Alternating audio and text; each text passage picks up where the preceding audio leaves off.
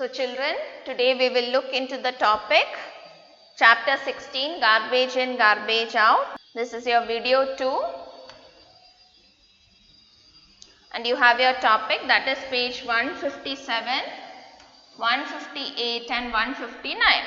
Now if the garbage that you had buried in the soil had rotted completely and does not smell, you can mix it in the place where you have sown your favorite plant. So that will act like a nutrient providing to the soil and to the plant. So it provides nutrients to the soil. Now this rotting and conversion of the materials into manure is called composting. So if there is rotting and conversion of the waste into manure, you call it as composting. So this process of converting waste into manure is known as composting. Now you can see the vegetable waste and kitchen waste, all the waste is dumped in the soil.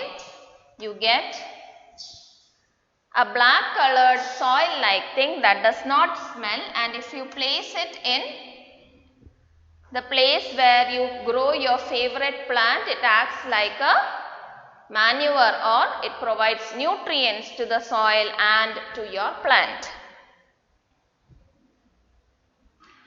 Now our municipalities usually provide two separate dustbins for two kinds of garbage. You can see here you have your blue dustbin and then you have your green dustbin. So if you take your page 157, this page we will be looking into. So two separate dustbins are there. One is colored blue and the other is colored green. Now the blue bin, it is for the materials that are reused, like you have your plastics and metals and glass. So that is for your blue bin. Now the green bin is for collecting your kitchen waste. Kitchen waste, like you have your plant waste, meat, flesh. So this is for your kitchen waste, which cannot be used again. So that is your green bin. Green bin. So there are two separate dustbins that are provided, one for materials that are reused and the other for your kitchen waste that cannot be used again, isn't it? Or can be converted into something else. So that is, have you noticed garbage heaps of dried leaves on the roadside? That is usually burnt.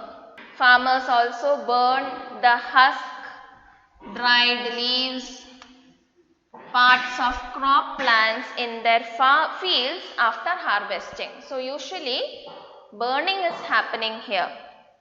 So it produces smoke and gases that are harmful to our health. So that there is burning of leaves, parts of crop plants, etc. Even in your home, if you have a big garden and you have trees, all the leaves that have fallen down are usually taken into a heap and then it is burnt. So this produces gases that are harmful and we should stop such practices. Why? Because this can be converted into something useful called your compost. So you can see here the leaves are being burnt. Hay, dried leaves are burnt, and in the field a farmer is burning after harvesting. So you can see lots of gases, harmful gases are being produced, and this practice should be stopped. So you have your next topic 16.2, vermicomposting, that is on page 158, 159. Okay, so you take your page 158, 159, you have your topic vermicomposting, 16.2 vermicomposting. So we will look here. Now the process of preparing compost with the help of red worms, you call it as vermicomposting. So you are preparing compost but with the help of red worms, you call it as vermicomposting. So this is a picture of red worms, you can see here red worms are present. With the help of that you prepare your compost, you call it as your vermicompost.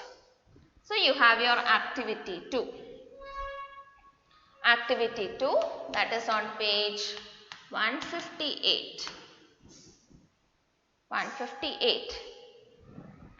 So in activity 2, we will look into the steps of preparing a vermicomposting pit. Vermicomposting pit. So you have to dig a pit or a hole in the soil that is 30 centimeter deep, or you can also keep a wooden box in place. Now what kind of place should be chosen for this? A place which is neither too hot nor too cold. We will see why. A place that does not get direct sunlight. So it should not get direct sunlight. It should be neither too hot nor too cold.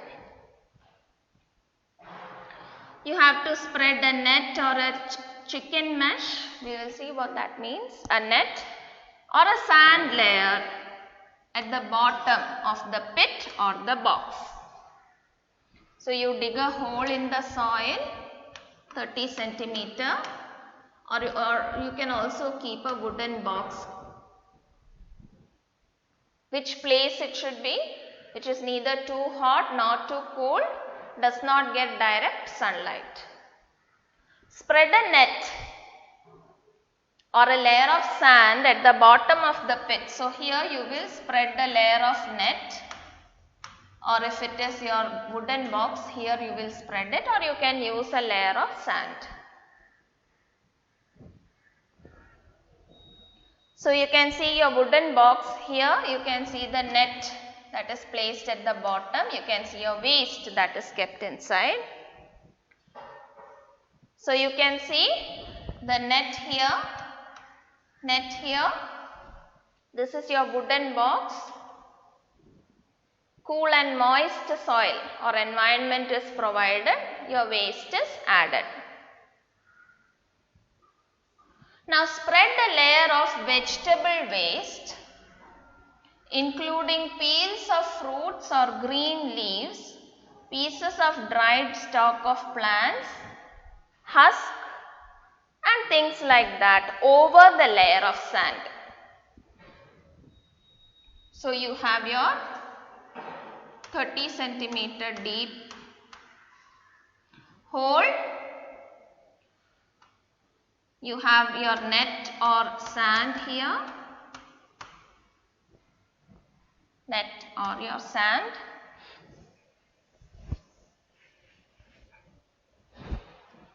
And you spread a layer of your waste, vegetable waste, green leaves and things like that over the layer of sand. Avoid shiny or plastic coated papers. You have to avoid any shiny or plastic coated papers. We will see why. So you can see shiny papers like these, it should be avoided. Avoid. In the vermicomposting pit, this should not be added. Now sprinkle some water to make your layer wet, and excess water should be avoided. More water should not be used. Do not press the layer of waste. Keep this layer loose. Why? So that air and moisture means water is available. Buy some red worms and and put them in your pit. So you remember we said that the layer should be kept loose, more water should not be added, isn't it? Why? Because you have to put your red worms, they need to breathe and live there. You see, water is being sprinkled here, okay. Now as food for your red worms, we can add vegetable and fruit waste, coffee and tea remains or weeds from the field or garden leaves. Bury the food 2 to 3 centimeter inside the pit. So this is the food for your red worm, so it should be buried little bit inside into that hole that you had made. Do not use waste like your salt and pickle, oil and vinegar, meat and milk for your red worms as food. All these should not be used. You should not use. Now, if these food items are added, disease causing small organisms will start growing in the pit. So, in the pit you have your red worms and these disease causing small organisms, if they start growing, they will harm your red worms. Once in a few days, gently mix and move the top layers of your pit. Red worms do not have teeth. Instead, they have a structure called a gizzard, and that is present to help them grind their food. So, if you add these food items, small organisms will start growing in it, like your disease causing organisms, and they can harm your red worms. Plus, once in a few days, you have to gently mix the top layer of your pit. So, suppose this is your pit, 30 centimeter deep. You have added a layer of net or sand here. Then you added your waste. Then you put your red worms. And as food, you put your vegetable waste here. Waste that does not include milk and milk products, oil, vinegar and things like that. And once in a few days, you have to gently mix the top layers of the pit. So, you have to gently mix this. Now, red worms do not have teeth. So, they have a structure called gizzard and that helps them to grind their food, break it into small pieces. Now, you can see here, you can see food is being added here, gently it is mixed, okay. You can see your gizzard is present here, gizzard. So, this is the structure gizzard that helps to digest the food or break the food into smaller pieces. So, powdered eggshells or seashells are mixed with the waste, and what does this help in? This helps the red worms to grind their food or break the food into smaller pieces. So, teeth is not there, instead gizzard is there. Gizzard, a structure in the body of the red worm. So, to help the red worms more, you can add eggshells or your seashells to help the red worms to grind, to break the food into smaller pieces. So, you remember we said that very hot or very cold conditions should not be taken. Why? Because your red worms cannot live in such places. They also need moisture, little water around them. Observe the content of the pit carefully 3 to 4 weeks, after 3 to 4 weeks. So you can see eggshells are being ground or broken into smaller pieces. You have your seashells here.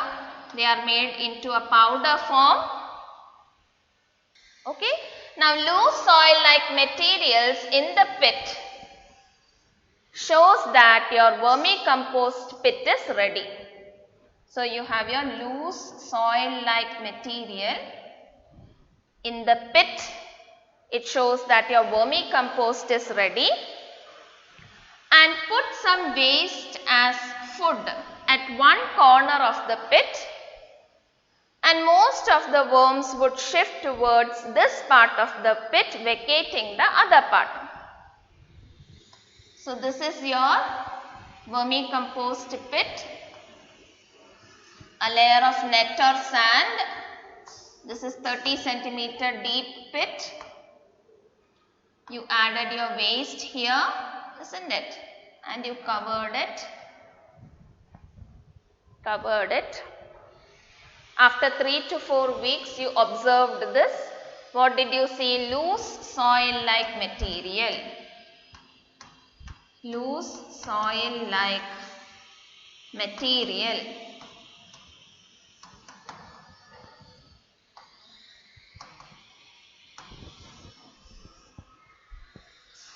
Loose soil like material. Now we need to take this loose soil like material out. So what do we do? At the corner you will put some food. So this is the vermicompost pit. This is the layer of soil. So here you add food. So all the red worms will move to this part and the remaining part will be free of red worms. Now you can take this out and dry it in the sun for a few hours. Dry it in the sun for a few hours. Your vermicompost is ready for use. The part left in the pit has most of the worms in it. So this part with the food is having most of your red worms, isn't it? And the remaining part is free of your worms. We can use this for preparing more compost or share them with another user. So this red worms, you can use it for making more compost, or you can share it with your other friends who are interested in making vermicompost. So the remaining part, it can be taken outside, this vermicompost, and it can be dried in the sun and used. So you can see your vermicompost here. We can use this excellent vermicompost in pots or gardens or fields. We can save a lot of money that is spent on buying expensive chemicals, fertilizers, manure from the market. So you can see we can avoid this and we can use our vermicompost in growing our favorite plants. So children, this much for today's video. Thank you.